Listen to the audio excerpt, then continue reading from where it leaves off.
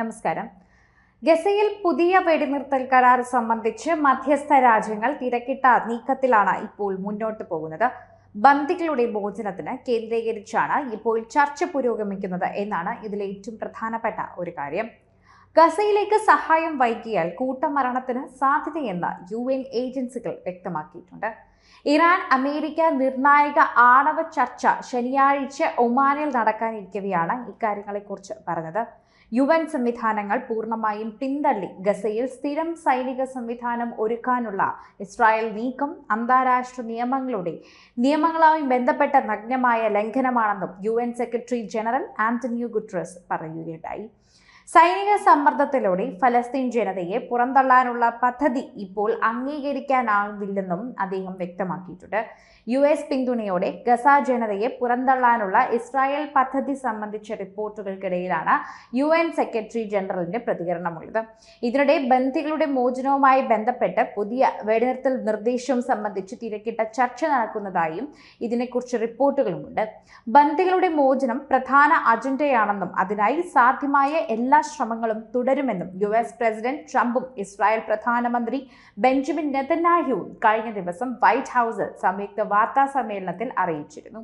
ഇതിന്റെ ഭാഗമായി മധ്യസ്ഥ രാജ്യങ്ങൾ ആശയവിനിമയം തുടരുകയാണ്.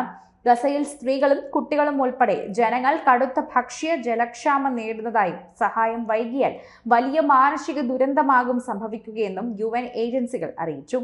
ഗസയുടെ വിവിധ ഭാഗങ്ങളിൽ ഇസ്രായേൽ നടത്തിയ ആക്രമണങ്ങളിൽ ഇന്നലെയും നിരവധി പേർ കൊല്ലപ്പെട്ടു. പശ്ചിമേഷ്യയിൽ യുദ്ധഭീതി നിലനിൽക്കവേ ശനിയാഴ്ച നടക്കുന്ന US ഇറാൻ ആണവ ചർച്ച നിർണായകമായിരിക്കും. നിർബന്ധിത സ്വഭാവത്തിലോ സൈനിക ഭീഷണി മുൻനിർത്തിയോ ഉള്ള ചർച്ചയല്ല നടക്കേണ്ടതെന്ന് ഇറാൻ വ്യക്തമാക്കി. ചർച്ച പരാജയപ്പെട്ടാൽ ഇറാനെതിരെ കടുത്ത നടപടി മടക്കില്ല എന്ന് തന്നെയാണ് ഇപ്പോൾ അമേരിക്കയുടെ ഭീഷണി. ആണവ വിഷയത്തിൽ ഇറാനും അമേരിക്കയും തമ്മിൽ നേരിട്ടുള്ള ഉന്നതതല ചർച്ച ശനിയാഴ്ച നടക്കുമെന്ന് US പ്രസിഡന്റ് ഡൊണാൾഡ് ട്രംപ് പറഞ്ഞു. ചർച്ച പരാജയപ്പെട്ടാൽ ഇറാന്റെ സ്ഥിതി അപകടത്തിലെത്തുമെന്നും ട്രംപിന്റെ മുന്നറിയിപ്പുണ്ട്.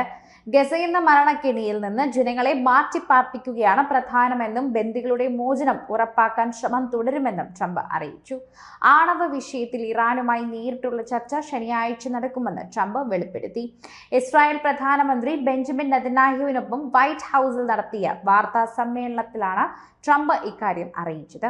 ചർച്ച പരാജയപ്പെട്ടാൽ ഏറ്റവും വലിയ അപകടമാകും ഇറാൻ നേരിടുകയെന്നും ആണവായുധം സ്വന്തമാക്കാൻ തെഹ്റാനെ ഒരു നിലയ്ക്കും അനുവദിക്കില്ലെന്നും US പ്രസിഡന്റ് തന്നെ ഇതിനെക്കുറിച്ച് മുന്നറിയിപ്പ് നൽകിയിട്ടുണ്ട്. ഫലസ്തീനികളെ പുറന്തള്ളി ഗസയെ വിനോദസഞ്ചാര കേന്ദ്രമായി വികസിപ്പിക്കുകയെന്ന പദ്ധതി ട്രംപ് ആവർത്തിച്ചിട്ടുമുണ്ട്. മരണക്കെണിയിൽ നിന്ന് സ്വതന്ത്ര സോണായി മാറുന്ന ഗസയെ മനോഹരമായ ടൂറിസ്റ്റ് കേന്ദ്രമായി മാറ്റുകയെന്നതാണ് ആശയമെന്നും ട്രംപ് കൂട്ടിച്ചേർത്തു. ഗസയിലുള്ളവർക്ക് മറ്റു രാജ്യങ്ങളിലേക്ക് സ്വമേധയാ പോകാനുള്ള അവസരം ലഭ്യമാക്കുമെന്ന് ഇസ്രായേൽ പ്രധാനമന്ത്രി ബെഞ്ചമിൻ നെതന്യാഹുവും പ്രതികരിച്ചിട്ടുണ്ട്.